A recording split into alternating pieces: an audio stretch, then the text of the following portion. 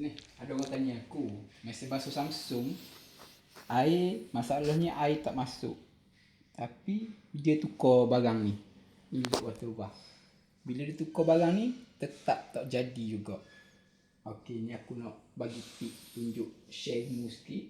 Okey, sebelum kita tukar benda ni, kita kena pastikan api masuk cukup 239 api cukup. Kalau api cukup masuk, barulah kita tukar barang ni. InsyaAllah barang ni yang salah, yang rosak.